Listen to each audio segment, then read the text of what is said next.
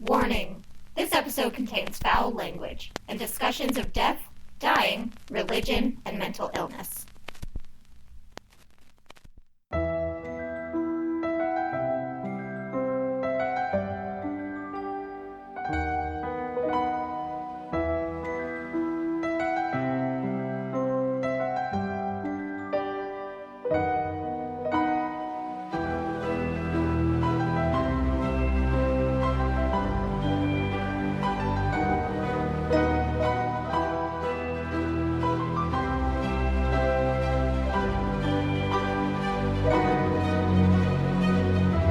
Hi, weirdos. You are listening to Keep It Weird, the podcast for all things strange, terrifying, paranormal, spiritual, out-of-body, heavenly, hellish, deadly, eerie, and everything in between.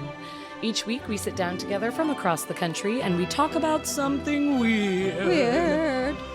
And this week, we are continuing the conversation on near-death experiences, or NDEs, the unexplainable moments when a person comes close to their last breath that we just cannot stop researching. Like, we have a problem, you guys may need to step in. We are bringing you more science, more spirituality, and more stories from people who believe they may have seen the other side just moments before their physical body brought them back. We can't wait to dive into more mysterious near-death phenomenon, so let's get right into it. My name is Lauren, and this is my co-host, Ashley. Hi, weirdos. Hello, welcome back, everyone. Hello. Hello. 'Tis the same day for us. Yep, it is one right after the other, but it's a week later for y'all. I hope life is still treating you kindly. Hope life is still good. Hope we're still here, all of us. My goodness, yes. Every time I get on Twitter, I have a mini freak out because every single day World War III is trending. I know that we're kind of moving past that, but no, but it's still a scary thing in the back of our minds. Yeah. Y'all, if ever there was a time to delete Twitter, when it's Elon now. Musk purchases it, it's about time. Now. It's so weird, and I have to just do this call out. It always feels like name dropping in a way, except that nobody really cares because a lot of people kind of talking about your band, Elon Musk. But yeah, I had band practice last night for the first time in a while. We had not gotten together, so we're having a nice catch up session, kind of warming back up to each other. It had been a while, but if for anyone who doesn't remember, two of my bandmates are in SpaceX and they're pretty high up at SpaceX. So I asked one of them, hey, what do you think about Elon's news today, buying Twitter? And John, our bass player, just casually is well, when I was on the phone with him earlier, and I was I have to stop you there because what? I have to stop and you right there. They have daily check-ins with each other because that's how high up he is. So that first I was just I can't believe that you're one of his people in his phone. But anyway, he was he claims that he's going to put somebody else in charge and they'll do the right thing. And he went off on this spiel I mean, it's your boss. You're going to try and support him the best you could. But I was I tuned out. I just thought it was cool that you guys had a daily phone call, but whatever. I don't believe that it could go well in any way, but we'll see.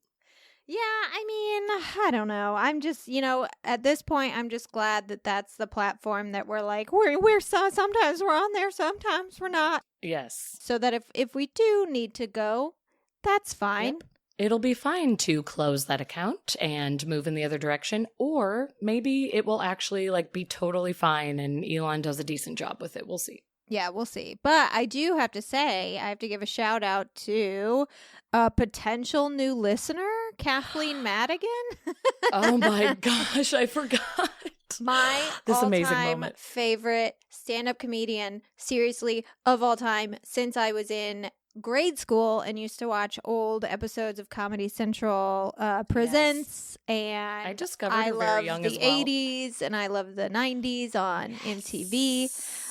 Kathleen Madigan followed us on Twitter, and why am I not on Twitter right now? Hold on, I'm gonna get on Twitter. I just want to see if Kathleen sent us a message or something. Let's see if she messaged us, but also has anything drastically changed in the one day that it's under new ownership?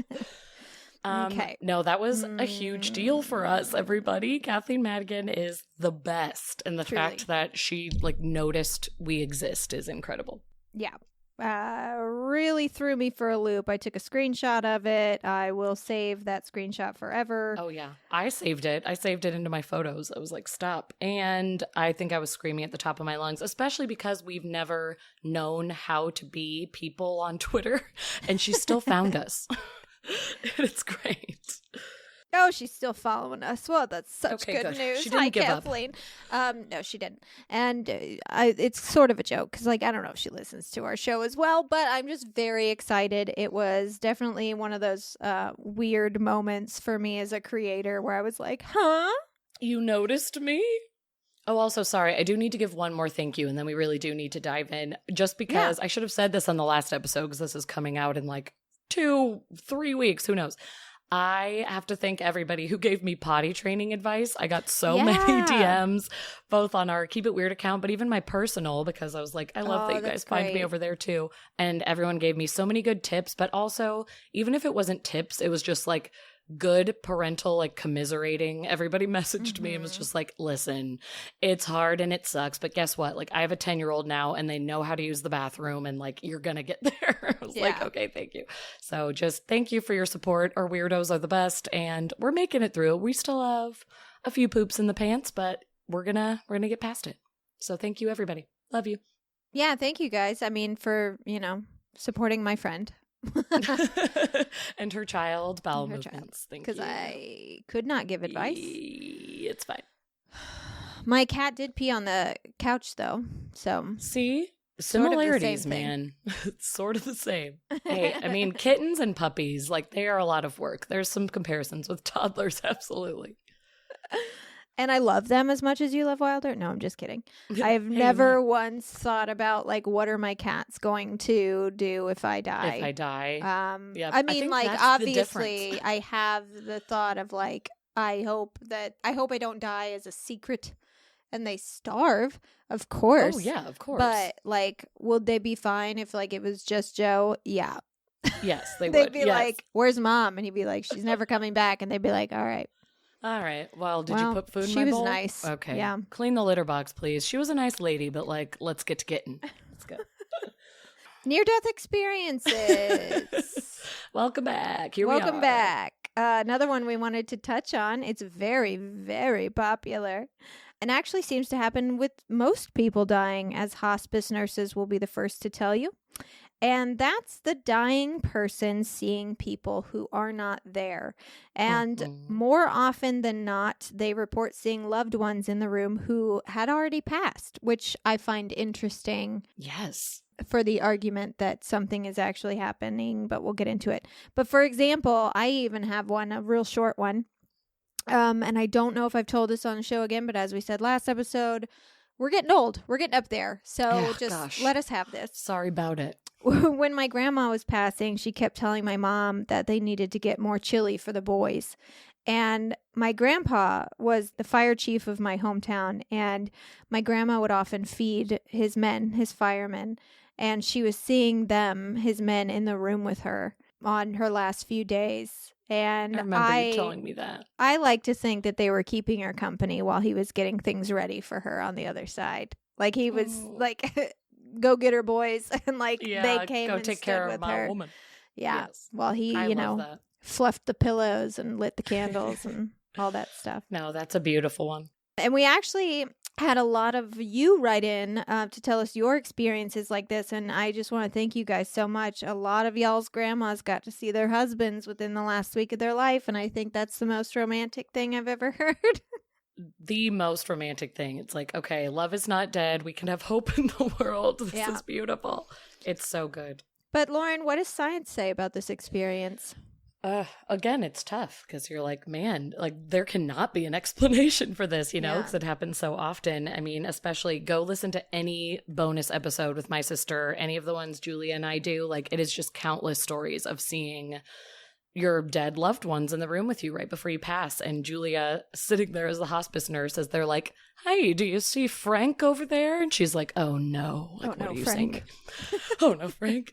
Yeah, it happens all the time. It's mind boggling. But of course, science is trying to find a way. But The cool thing I will say, and I referenced this in the last episode, is for a long time there were studies, from years past, just doing the best they could to do research into NDEs, which again, it's a very hard thing to research in the scientific world. But just in February 2022, we were able to see what happens in the brain a little peek into it. Starting point into our final moments of life, because scientists were able to record the brain waves of a dying man.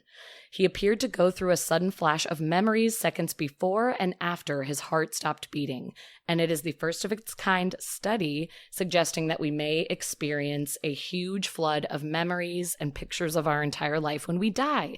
That moment when people say, "My life flashed before my eyes," as we reference all the time. So, in the research published in Frontiers in Aging Neuroscience, doctors were taking brain scans of an 87-year-old Canadian patient with epilepsy. The team was performing a test that detects electrical activity in the brain called an electroencephalogram, or an EEG, as you've probably heard it. Oh, yeah. To learn, this is I don't think I've ever heard... Sorry, no, I don't think I've ever heard EEG. Oh, yes. No, same here. Okay, I'm so happy to hear you say that, because I was like, did we all know that it was this insane word? I was like sounding it out. I put like little dashes to help me get through it. Oh, I write things phonetically. Yeah, pretty much I have to write everything episode. phonetically. Yeah, but it's like written, I think, even like worse than other people write it. Anyway, so an electroencephalogram, or an EEG, is able to detect the electrical activity. And honestly, like with all of the research that's happening today, this is pretty much the best way to, record anything that's happening in like during an NDE or an OBE, like an out-of-body experience, is like to see what's happening in the brain, but that is just very difficult to do because you don't know when people are going to die. But in this case, they were looking in his brain because of his seizures. So the elderly man had an unexpected heart attack and died during the procedure that was just supposed to be looking at his seizures and the causes for them. And in accordance with the patient's do not resuscitate status, the doctors did not attempt any further treatment, and the man passed away very quickly after the heart attack. But because the EEG machine kept running, doctors got a glimpse into the man's brain activity at the end of his life, and such scans had never really been captured before on a dying individual. So this is a huge breakthrough that just happened a couple months ago. And basically the doctors were saying, like, we can't ever plan for this. It is so rare. No healthy human is going to go have an EEG before they die, and no sick patients are going to know when they're going to die to be able to record these signals. So this was just so lucky for us, and the neurosurgeons are like going crazy. But basically, for roughly 30 seconds before and after the man's heart stopped beating, the scans showed increased activity in parts of the brain associated with memory recall, meditation, and dreaming. Different types of neural oscillations, also called brain waves, are involved in different brain functions. So researchers recorded both high-frequency gamma oscillations as well as slower-frequency theta, delta, alpha, and beta oscillations, which, the reason I brought it up in the last episode is because it's exactly what they were finding with the rats, and just kept saying, like, I really think this could happen with humans, but there's just no way for us to, like, record it successfully. And they finally did it this year. So scientists say they were particularly intrigued by the presence of gamma waves, which suggests that the man's brain may have been replaying memories from throughout his life. Because, like, as we were kind of saying with the rats, like with those gamma waves, like it's pretty much a known thing that they are like, something is firing really quickly, and it is most likely triggering something in your, I forget what it is. I wrote it down at some point, the hypothalamus and amygdala, I believe, are like right. The memory triggers. Yeah. I was like, that sounds correct, but also wrong at the same time. But so they think it was triggering specifically memories, but definitely firing off really fast. So they believe after watching the EEG that the man's brain was replaying memories throughout his life. And the reason that I bring this up with seeing loved ones is because from this and from, other studies of people saying that they saw their life flash before their eyes or they saw loved ones who had passed on, scientists are saying, like, listen, I understand that you had this experience and that it was special for you, so I'm not going to shoot that down in any way. Like, you should be welcomed to the next side by your loved ones. But what if it's our memory bringing up these people who we also know, throughout our subconscious, somewhere tucked in our brain, has passed on?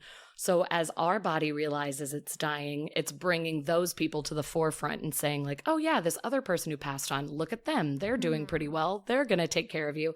So it's just their way of saying like, it could be your brain flashing through memories and bringing them kind of out into your world, those moments before you're dying, because your brain is starting to slowly turn off, have those disconnects, and it could get to the point of, I am seeing my loved one in the corner of my room welcoming me to the other side. And maybe that is just your brain firing off a memory.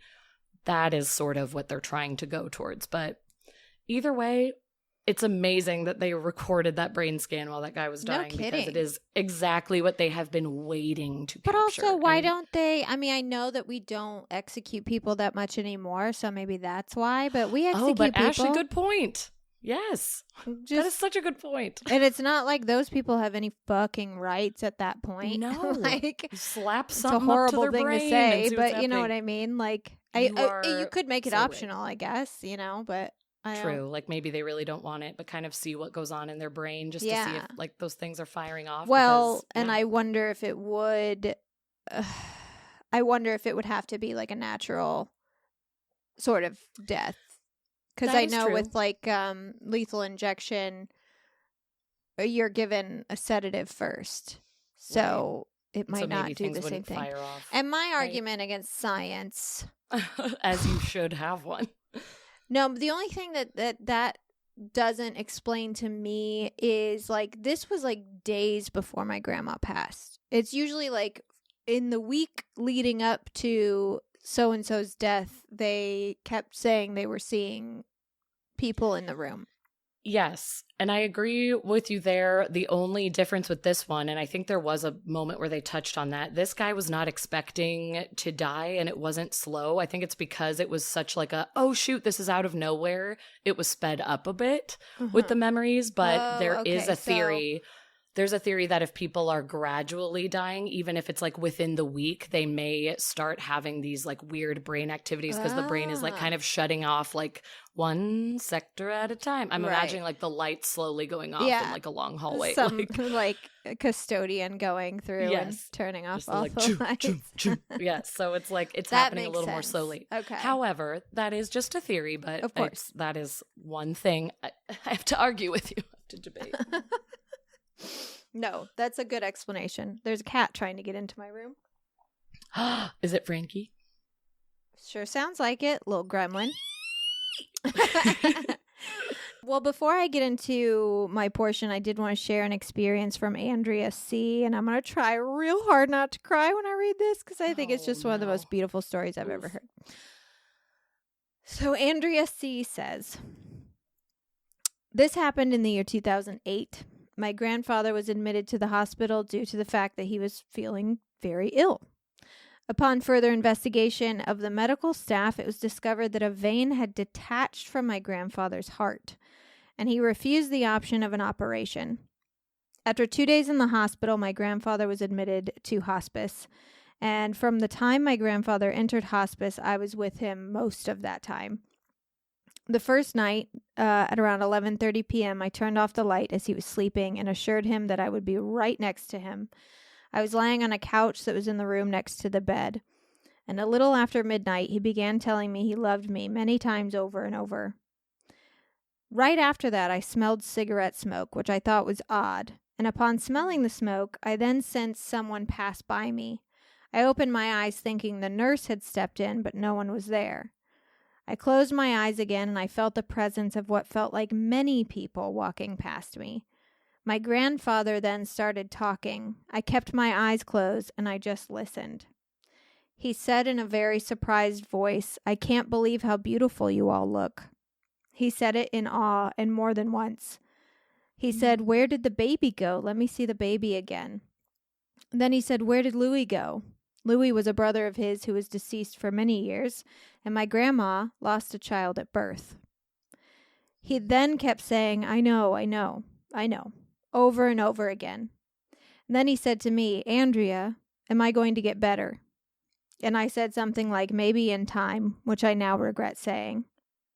He then resumed his conversation. I know. He then said, "What about Carla? Carla is his daughter who is very much alive." He said, "I know," a few more times, and then said, "I know, I'm a big baby." And then he said, "Okay, I give up." And he took off his oxygen mask. He then said, "Toodaloo," in a high pitch. He said it the way my grandmother would say it. It was a word that she said, not him. And that was the last word that I heard him say. After that, the nurses came into the room, put his oxygen back on, and gave him some kind of medication. They commented on how good and peaceful he looked and how his skin was getting its color back. I said nothing of the experience at that time. I believe his soul had already left his body at that point. But after the nurse left, I laid on the bed next to him and I put one earbud in my ear and one earbud in his ear, and I put my arm around him and quietly sang some of his favorite songs to him. I felt a presence like the bed was surrounded, and I thought to myself that I'm not frightened because I know it's all my family members.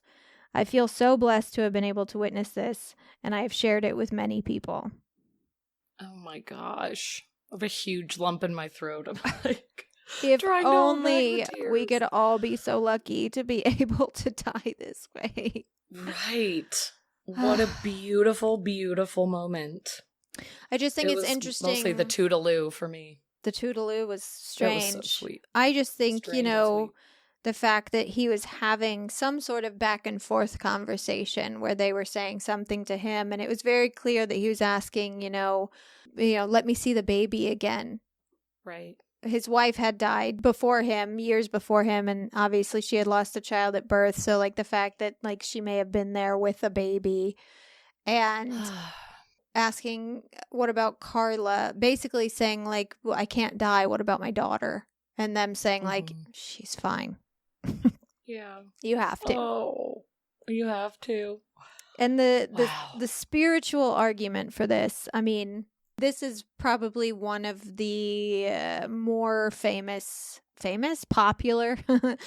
popular things to happen. A lot of people wrote in, not only seeing, we had someone write in, I won't say their name because I don't know if they want me to share this, a past guest on the show actually, who said that they saw their grandfather in the room when their dog was dying, which obviously reminded me of the time that I felt my grandfather pat my shoulder when Azzy had died.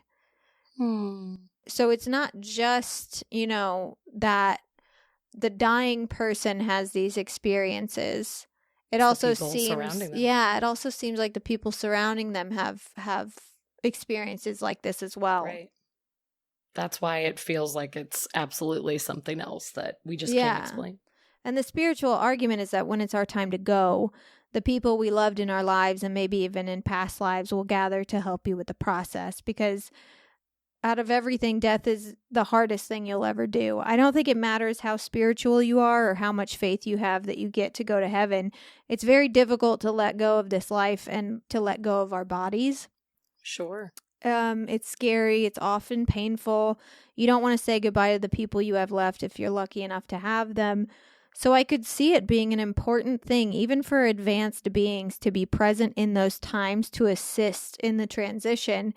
Yes. Even though they themselves know that it's fine and they're about to be so filled with light and love and completely without pain, you would remember how difficult and frightening it was when you had to go through it.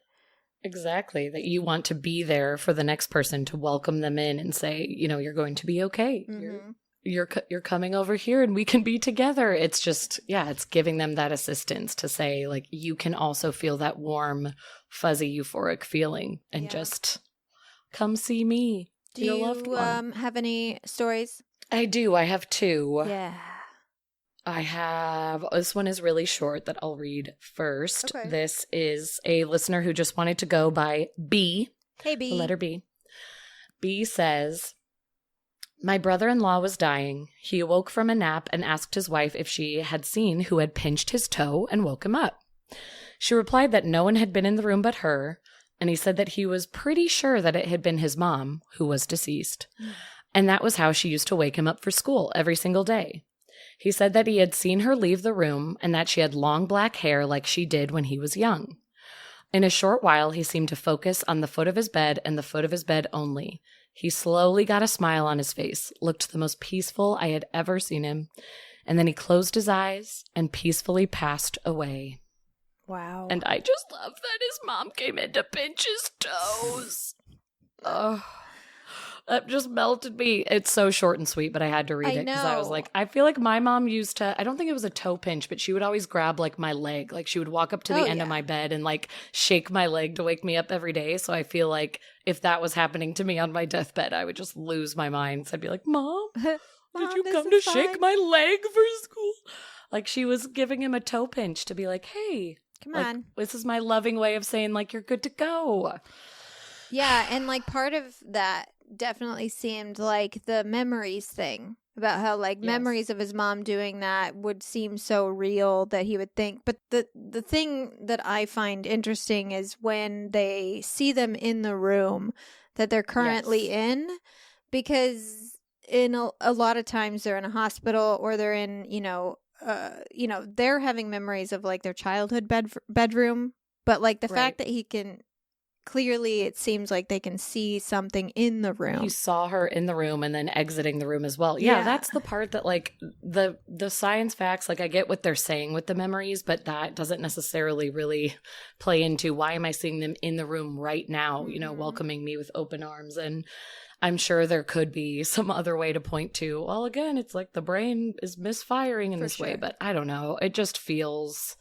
It feels too special and so intentional, kind of what you were saying, where it's like those people are showing up for a reason. Like they are your deceased loved ones, your deceased relatives showing up to tell you that it's safe to pass on. It just feels... Well, I think it's... like I get the thought process that like, oh, I think that, you see loved ones who had already passed because you're constantly thinking about death. Right. Yeah. But don't you think at least sometimes it would be like you see a nurse in the room who's not there? You know what I mean? Like I think it's interesting that it's almost always people who are already gone. Right. Yes, that's why it feels too crazy. Some stories that we've told on the show before involving old people passing in old folks' homes or in hospice care. And I remember one, I don't remember if I told it on the show or if it was a story that got put in a newsletter, but basically there was this, it was like an elderly ward that had used to be a children's ward.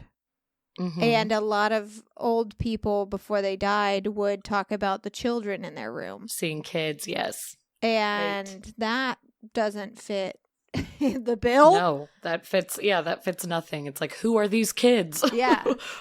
Like, why are they the ones welcoming me? I didn't meet them. People. These aren't like, this old person told this old person and, that's why they think that, no, like this is like people who had no idea this was a children's ward and no, they don't know why a kid is in their room. Exactly. There are so many holes to poke in the theory. I feel like it just, in both theories. I mean, we gravitate towards the fantastical and the spiritual because... Of course. I don't know. For me, this is one of those situations where until you can disprove it... Yep. Yeah, I can only believe it. Right. But anyways, there just isn't enough evidence for me not to believe in it. And also I'm just a person. I feel like for me, it's coming out of, being a Christian. I guess I can call myself kind of an ex-Christian because I don't, it like sounds so dramatic, but I don't really, follow the religion anyway anymore. I was going to say, you could still be a Christian without being a practicing Right. Christian. Yeah, that is true. But yeah, I guess I don't practice anymore, like really at all. And I don't use prayer as often as I used to. But either way, I feel like coming out of that, though, I do still like to grasp on to some sort of faith and something to believe in. So for me, that's why I always do go to the side of, well, I have to believe it's true because it gives me hope and it gives me this faith that there is going to be something better in another chapter and that I will be welcomed in by somebody who loves me and cares about me. So yeah, I just also with the fact that there just isn't enough science to like disprove any of these stories that people are telling, I'm just going to sit here and say, yep, I know I'm going to see my grandparents and if my parents go before me, see them, and it all will be very real to me no matter what's happening. You have one more Anyway. story, right? Yes. Okay. Let me pull it up because this was a message. It was a DM. So let me pull. Yes. Okay. This was from listener Chris. Hi, Chris. Hi, Chris. Thank you so much for writing in. He says, well, first I want to read. I always do this when we do listener ghost stories too. I have to read the compliments that he paid us first because that's important. Yeah. If they ever say like, I don't like your show, but here's a story, you can skip that preamble. Sure. But we're going to do the nice part. Yeah. Hey there, weirdos. I'm Chris. I have recently discovered your podcast and I listen to it while I work. I am about 20 episodes in. You two are incredible people and I love your energy and humor. It is refreshing to listen to y'all. Hell yeah, Thank Chris. you. Hell yeah. We'll see you in 2 years when you catch up. Yep. When you're on this episode, you will hear your shadow. He says, I'm from Kentucky and I still live here today. I apologize in advance, but I feel like you two would find my story interesting. My father died when I was 17 years old, unexpectedly. I came home from school on the bus to see the ambulance and sheriff's deputy there, and my mom was in tears. He had a bad heart and a stressful job, and it finally got him. It was very hard over the next few years, and I worked this job and that, and the opportunity arose that I could become an EMT for the largest city in Kentucky. Something I was curious about because before that I was a volunteer firefighter. So I went through the steps and then a 4-month academy, and I finally graduated. I worked these city streets for a few months, and one day a police officer was stopped on the interstate downtown. Her car was rear-ended by a semi-truck and it had caught fire. She died instantly. Jeez. That was hard on the first responder family there. 2 weeks later, in the first week of 2019, my partner and I were transporting a patient intoxicated on meth. She began to spaz out and tried to exit our ambulance while we were driving.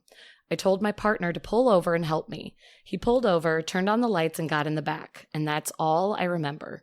The next thing I know, I woke up in the hospital surrounded by my family and my command staff. They told me that our ambulance was struck by a truck and we were both severely injured. Jeez. And injured is an understatement.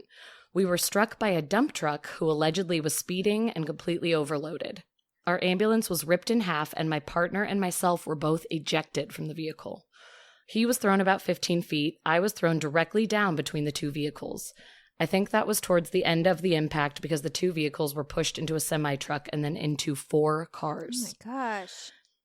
My partner was semi-conscious and he was able to call for help. And he saw a man fitting my dad's exact description kneeling over me before the dump truck driver came over and tried to get in a fight with him. But then he quickly passed out. I survived somehow with 2 skull fractures, 2 bleeds in my brain, and the worst concussion you could ever have. My partner did not suffer any major injuries, nor did any other person involved from the other vehicles, or our patient who stayed in the stretcher during impact but afterwards jumped out and ran down the interstate. After 6 months in recovery and therapy, I went back to work. Shortly thereafter, our first child, my son Jasper, was born. And over the next few years, my mental state has gone downhill with PTSD from the job and anxiety and such. The dumpster fire that is my head had gotten so bad it put my marriage at risk, and I'm seeking therapy. But 3 weeks ago, while I was asleep, when I would usually have nightmares, I had an incredible dream. It was that I was sitting with my son and introducing him to my dad. They both laughed and they hugged, and my dad then turned to me and said, "You're doing good. I love you." I woke up in tears because I had forgotten what my dad's voice sounded like, but I knew it was his in the dream immediately. I also question myself a lot on whether or not I am worthy of being a father or even a husband to my wife, and if I deserve this life I have been rewarded with having. I no longer work in EMS because it was too violent, and I actually became a truck driver. I am a spiritual person, and I know that my dad is with me, and I have experienced other things with dead patients and family members, but nothing like this. If you decide to share this story, I reckon my point would be that the people who are fundamental in your life and love you will always be with you, always have hope for healing and a better tomorrow, and that it is okay to not be okay. Thank you, friends. Stay weird. Well, that was a roller coaster. Story. It's an incredible story that kind of went to the darkest depths and then also to the most beautiful places of being able to see his dad and experience him in the dream and hear from his partner that his dad was most likely there on the scene because no one knows what happened to the guy kneeling over him and it's beautiful. Yeah, and all I can say about the feelings that you have, well, one, I can't imagine what it's like living with PTSD, especially if you have to live with PTSD on top of, you said a brain bleed, like a brain injury, which just exacerbates anything you got going on in there. But I think that everyone who isn't a like crazy narcissist can identify with that feeling of not deserving what you have, especially if you have a mental disorder. I know that I can get myself, if I'm having a very, very bad mental health week, in terms of anxiety, or especially anxiety and depression, I can think that a lot about how, like, I don't deserve, especially if someone's extra nice to me, how I don't deserve that niceness, or it's not fair to put Joe through my bouts of depression. Yeah. And I know he's said the same to me. Like, he doesn't feel that it's fair that I have to deal with his trauma. Yeah. From childhood. I say that to Alex all the time. Mm-hmm. Like, I'm so sorry you have to deal with my mental health and these depression bouts. And I sit there and say, like, oh, you and Wilder deserve, a healthy, happy mom. And of course they come back at you saying, like, absolutely not. Like, you are worth so much more. But that's so real. It's we do have so those feelings. Real. And the only thing I can, tell you is that, like, they're in your life for a reason. Mm-hmm. And when they need you to be the one that's strong and take the reins, or need you to be the one to deal with their mental health problems, you will be.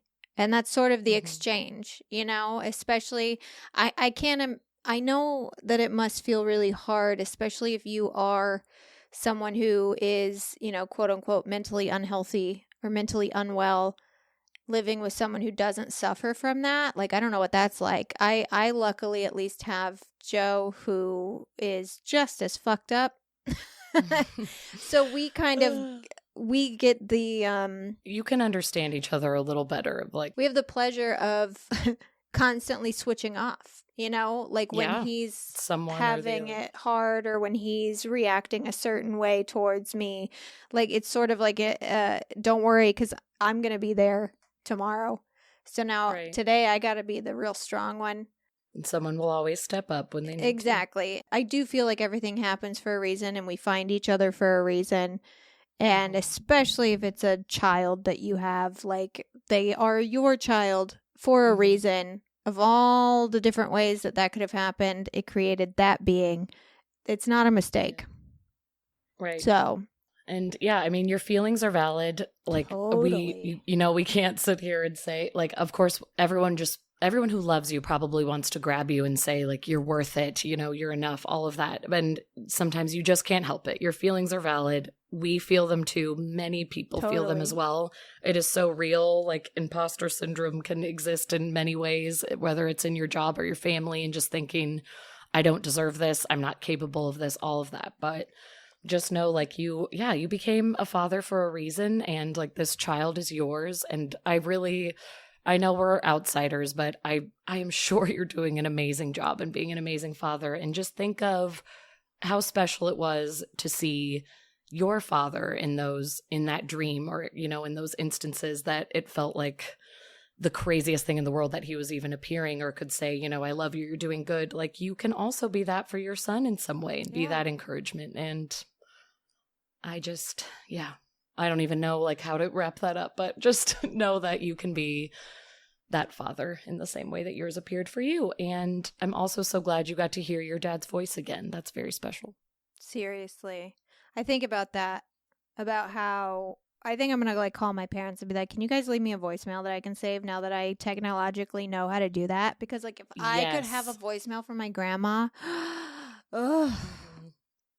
I have a voicemail from my dad that's totally just like boring and nothing, but it's from like 2015 and I've never deleted it because of that reason, which I know like 2015, that was a while ago. So clearly I've just been having these morbid thoughts for so long, but I'm thankful that I have it now. Yeah. Because if anything ever happens, I will have his voice just being like, hey, call me back. Like I think it's something so boring, but. And everyone in my life and your life is very lucky because they have hours and hours and hours and hours and hours and hours and hours of our voice to listen to anytime they want. Just listen to the podcast. When you miss us in the future, we'll annoy the crap out of you forever. Are you ready to move on to a very controversial topic? Oh, yes. Okay. Yes. Seeing God or Jesus or other religion-specific entities. Some people have their beliefs totally solidified by their experience. Some people are not religious or spiritual at all and become so after. And some people are extremely religious and come out of the experience with a totally different idea of what the universe is made of. Lauren, does science have anything to say about people having what we're going to call a religious experience, meeting God or seeing heaven?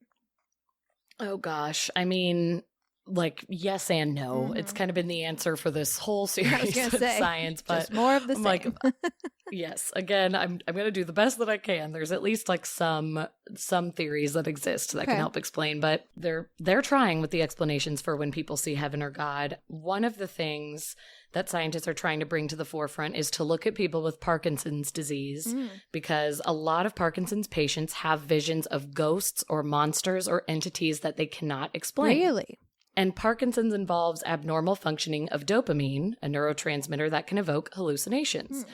And when it comes to the common experience of reliving moments from one's life or seeing somebody which kind of goes back to what we were talking about just before, the culprit could be the locus coeruleus, which is a midbrain region that releases noradrenaline, and it's a stress hormone that one would expect to be released during high levels of trauma. So again, it comes during dying or near-death experiences when your body thinks it's dying.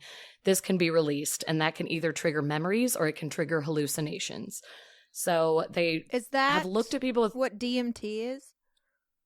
I believe so, yes. Okay. Yes, it is. Okay.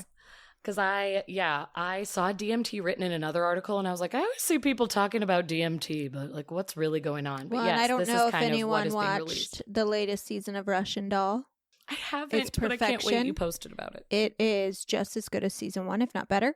Okay, good, because I absolutely loved it. There is an episode where 2 of the characters do DMT, and it is fucking insane. DMT, for anyone listening, is an actual drug. It's not one that is easily accessible like marijuana or cocaine, but it's like, I would say it's something that more people know of. Ayahuasca.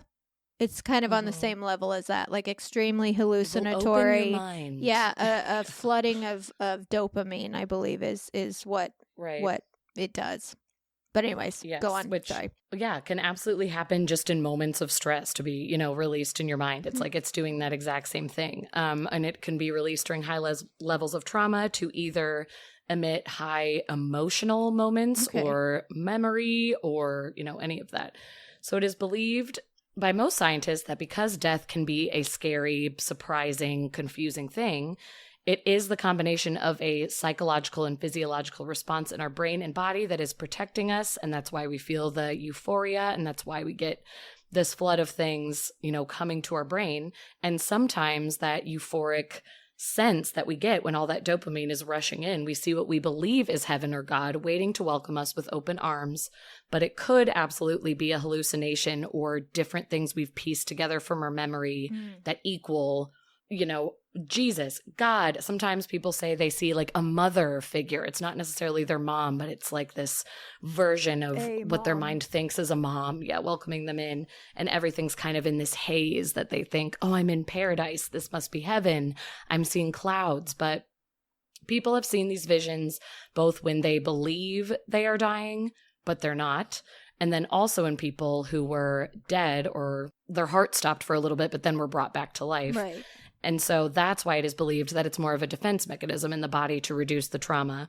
But again, and we said this before, I think in the last episode, what scientists do agree on is even if they are sitting here saying, oh my gosh, it's just hormones being released in your body, it's all chemical, like you are imagining heaven just because your body was like put into shock. Scientists do agree that whatever people feel after the fact, whatever they see in that near-death experience, what they believe to be heaven, what they believe to be God, if it makes them want to change their life and, you know, turn things around and get healthier, which is what happens in a lot of cases, then good. Like, let's not even dig too much deeper into it, because who cares? If your life is going to be better for it afterwards, then that is amazing.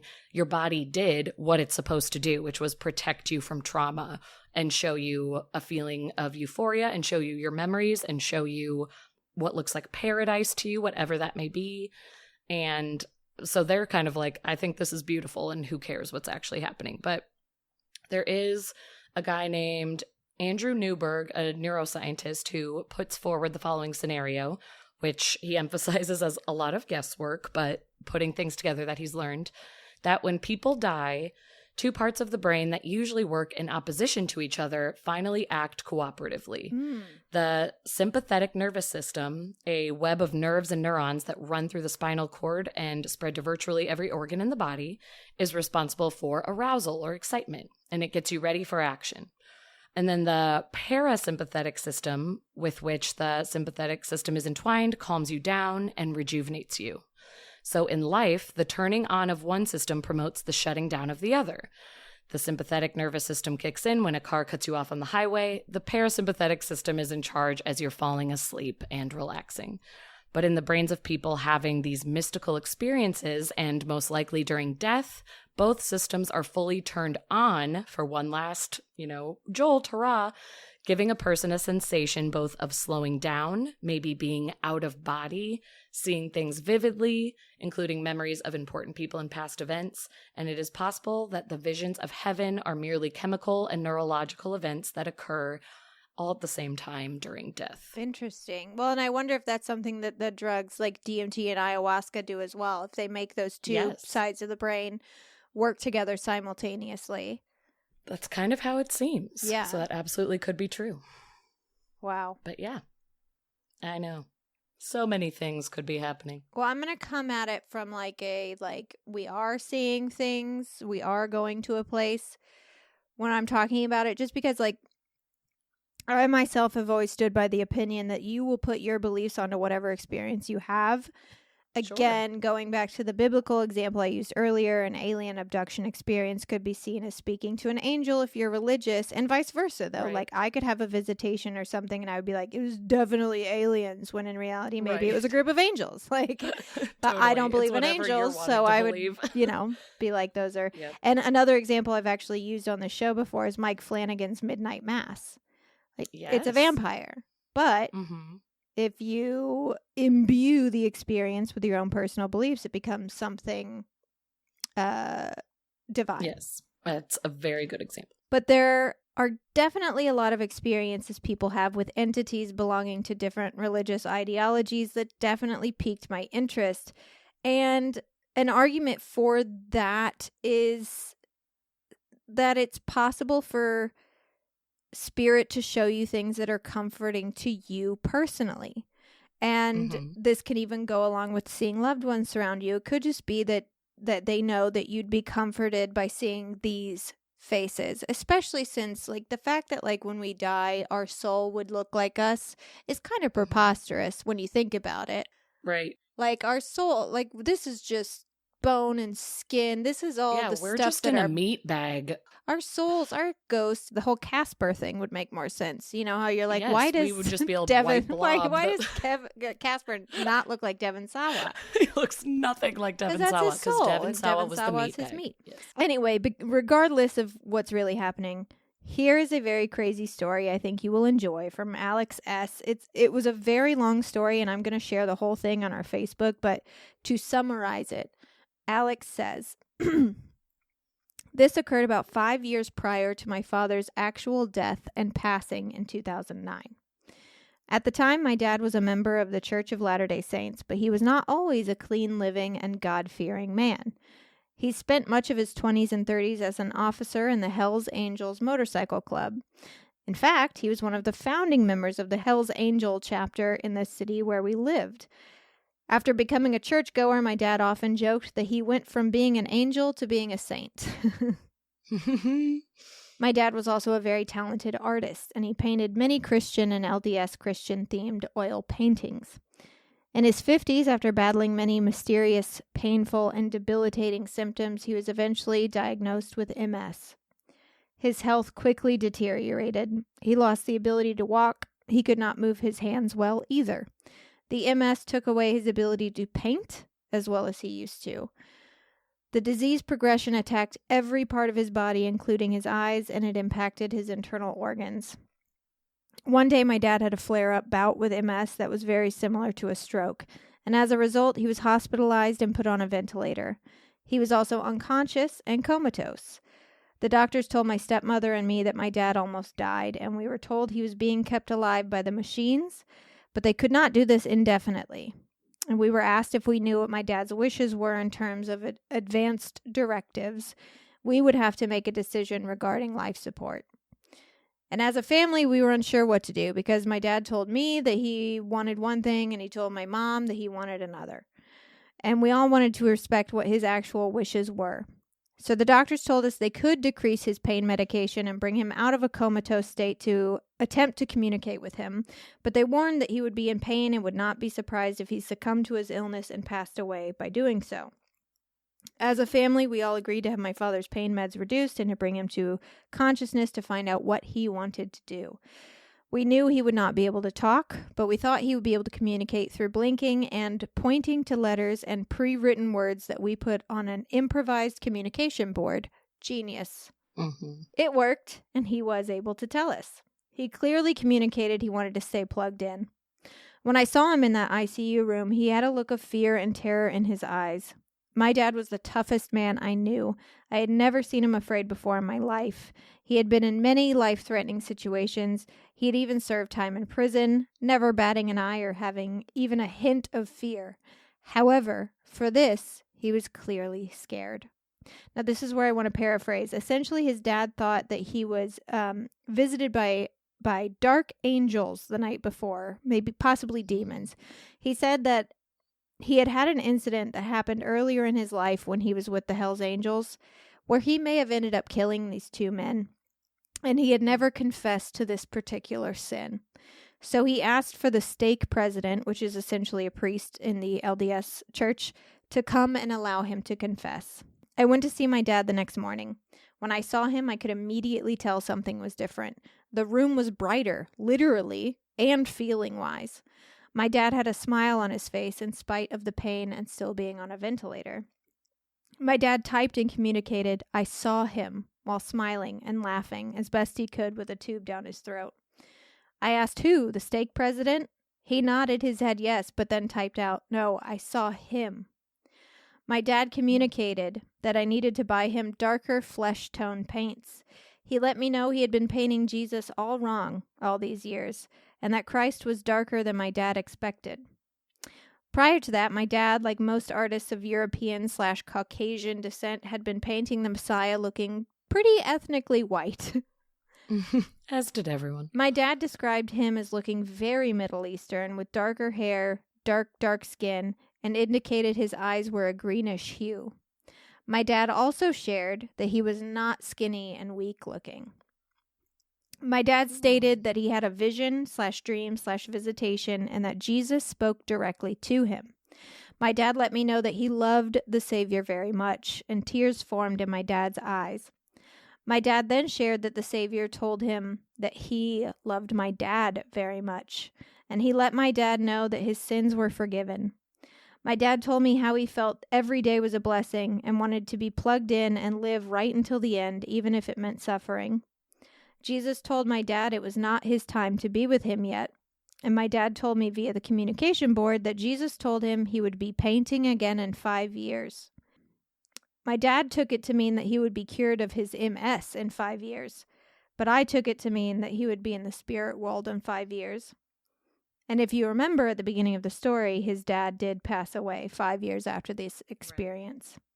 So hopefully he is painting He's now. painting, happily painting in paradise. Now, again, I'll post the full story on our Facebook because there's even more to this story. A lot of wild stuff. I can't believe that there's more. Oh, man. That was so incredible already. It's a very wild story, but I wanted to share this particular portion because I thought it was interesting that not only did he have an experience with what he thought was Jesus Christ, but also that Jesus didn't look like he expected. Right. It didn't come from his memory. Yeah, you would think that if this was something he was, making up in his mind, Jesus would have looked like he had painted all these years. Exactly. He would be the image that he's seen over and over again, the image that he himself painted. So the fact that he talked to this being and immediately woke up and was like, I need darker paint.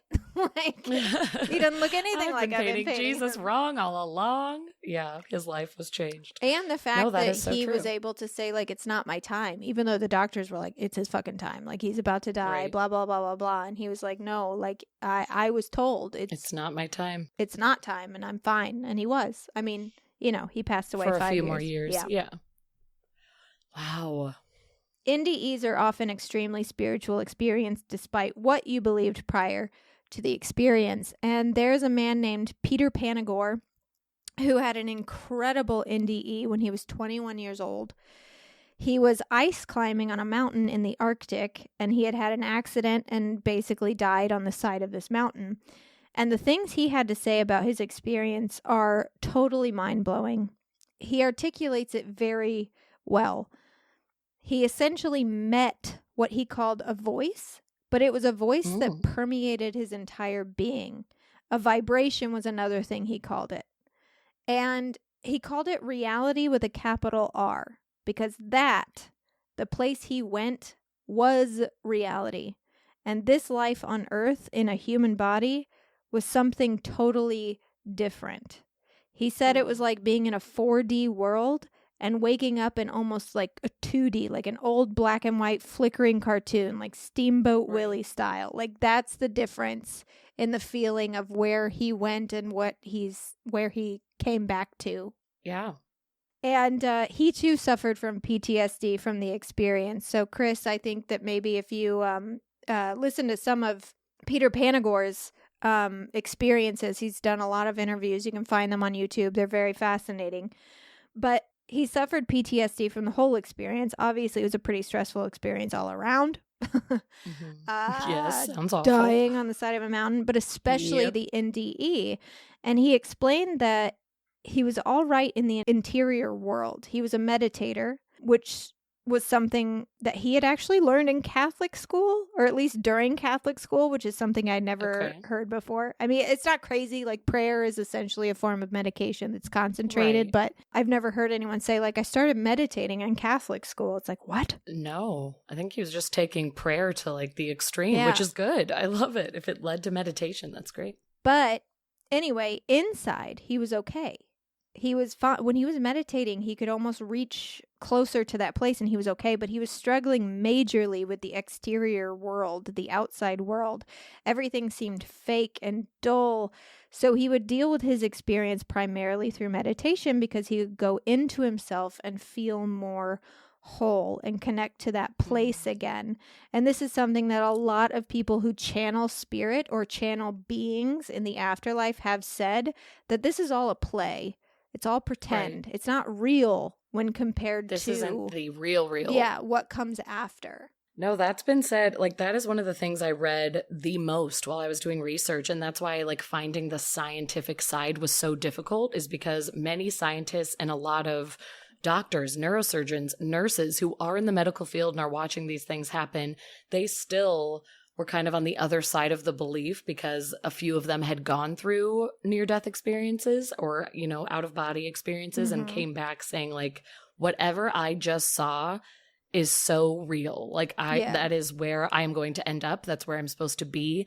I came back to this pretend world and I'll act out the rest of my life, but I know the reality is on the other side and I got to see it. And that was said over and over again with such strength from people, even in the science and medical community saying like, hey, yep, I used to be on the other side. I used to try and find every logical answer I could until I saw this real life place that all I can describe is it's more real than I've ever experienced, and it felt like my paradise. Yeah. And that's when people get into, heaven. Maybe we saw heaven because it just feels so good and it feels so right. How could you not think that was heaven? Because that's what we're taught heaven is just good and light and fun and love and blah, blah, blah, blah, blah. And that's actually feeling loved.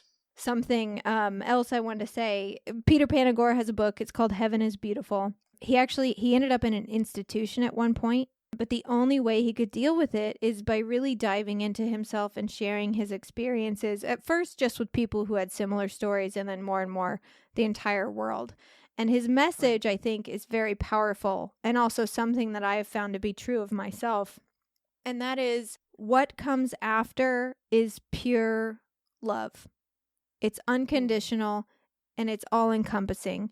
And he said, the more you can love, the bigger your heart, the more you can find compassion and love for all things, the closer you are to God, the more you hear the voice of love yourself. And I have absolutely found that the more I let go of old bullshit or even new bullshit that arises, like refusing to give into feelings of like anger, resentment, hate, the more spiritual I become and the closer I feel to what most people can only describe as God. But it's more like a oneness. You begin to feel the whole connection to all things more and more and more. And obviously, like, that makes you feel whole because you're feeling more, you're feeling bigger almost.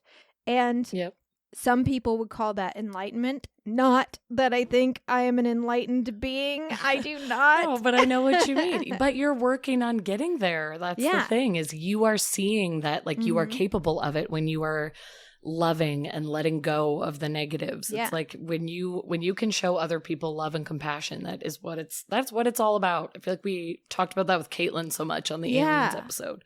I think about that when it comes to like religion. We think about like the teachings of Jesus Christ, for example. Like that's all it was like love, love, love, love, love, love your brother, love your sister, love your neighbor, love your blah, blah, blah, love everyone. That's why it's hilarious that people twist it.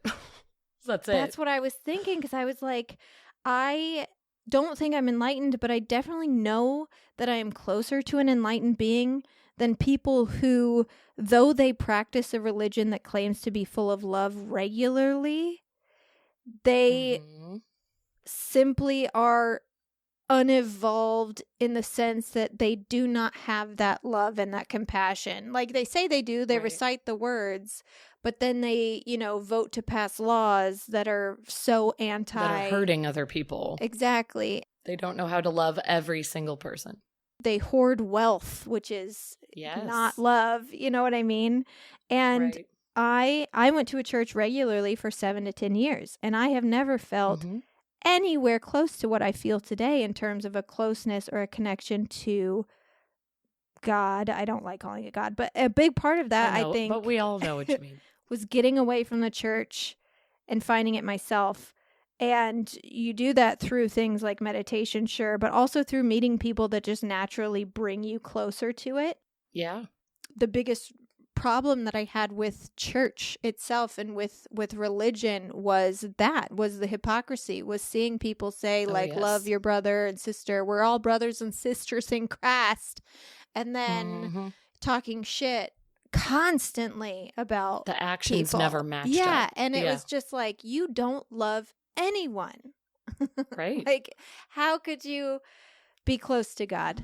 That's exactly why Alex and I left the church and why it didn't work out. Because, like, for years, you knew. Like, I went to that church in Hollywood. Like, many people I respected went to that church because they were saying Bieber, really good things. And Kanye. they seemed... I'm just kidding. It was like, I mean, honestly, celebrities were going there. But no, like, it was not them. It was people that I loved in my life were going there. And I did meet my husband there, so I will always credit them for that at least. And like I met a lot of my close friends. But what's hilarious is none of us go there anymore because we all had, you know, the truth revealed to us. But we loved it because they're preaching all these beautiful things. Love everybody. Like, who cares if they're different from you? Love them. Like every gender, every sexuality, we're welcoming to all.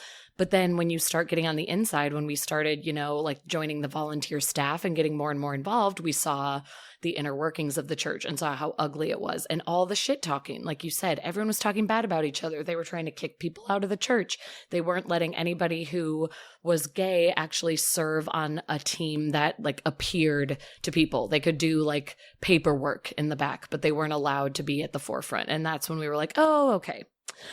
You are actually disgusting. And that's why we left the church. And I feel so much better leaving. Well, it almost makes you feel further away from that. Yes. When you see the people inside of it behaving in that way. Right. It almost pushes you away from it. And I really do think, you know, I really do think it's a fucking scam. Because even Jesus himself was like, you don't need a church to worship. So the fact that churches try and just come say, party with you know, me. you have to come to church on Sundays. Jesus never said that, not once. Right. It doesn't have to be about rules. Even the commandment, remember the Sabbath day by keeping it holy. That doesn't mean go to church. That means to constantly, it means to ground yourself. Right. That's all it means, is to stay grounded and to take the time out of your life, like out of your day-to-day, to ground yourself and to really connect and remember that connection.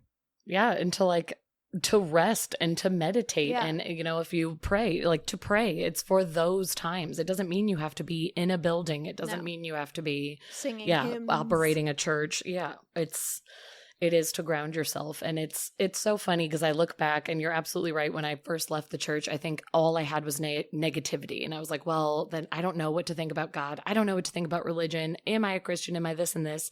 And then in like the year after that, when I did some self-discovery and self-exploration, I absolutely think I came to the spot of both knowing myself, but also feeling more connected to the world because my eyes were opened to everything when we left the church. It was needed. It hurt in the moment and we lost, you know, some relationships and we had trust issues for a little bit with people, but I feel like I feel closer to God now or to whatever higher power there is, you know. I feel like a better person because I saw what was outside and how I can be giving of my time and my love in other ways. And that never would have happened if we hadn't like chose to leave the church and say, you guys are doing garbage things. So it was harmful in the moment, but it so has worked out. And I even was looking down at my tattoo when you were talking about giving love and compassion being the way to feel more enlightened or feel closer to God. I know this is cheesy, but I have a quote from Les Miserables on my arm, the musical theater geek that I am. And it says, to love another person is to see the face of God. It's one of the like final lines sang in the show before they go into, do you hear the people sing?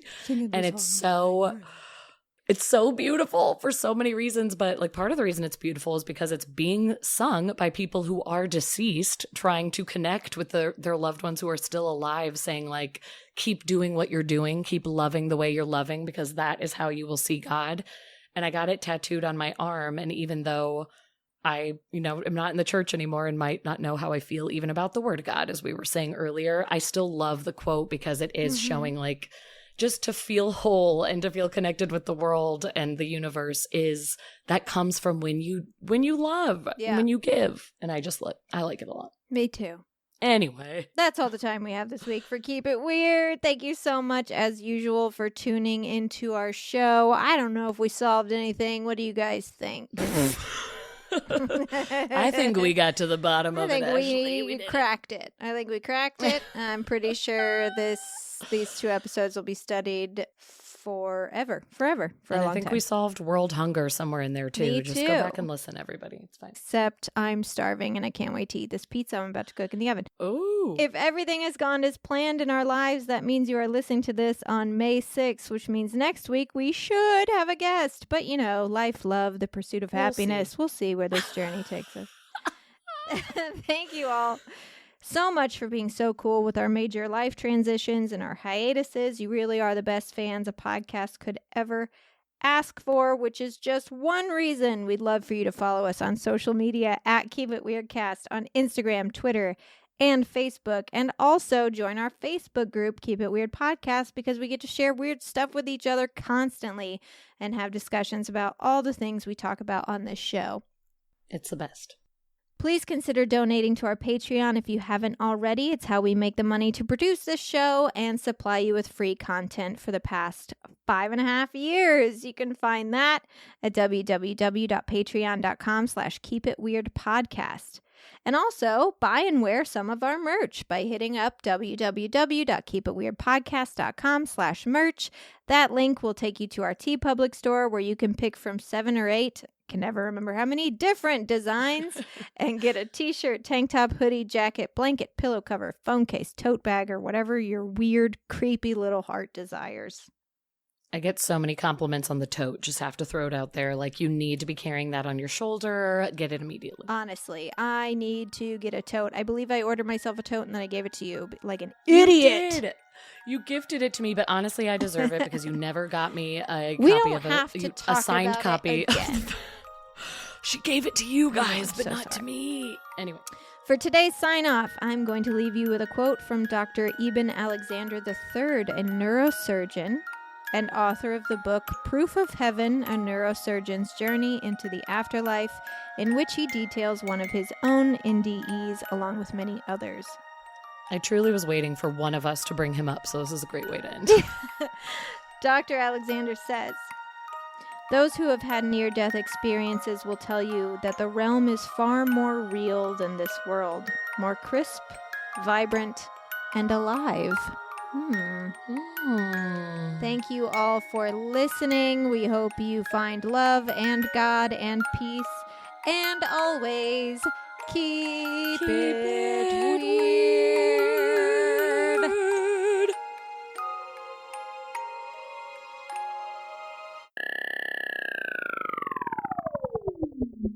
Ba-da-ba-ba-do-boop. Womp. Beep, beep, beep, beep. Do you hear the people sing? Sing.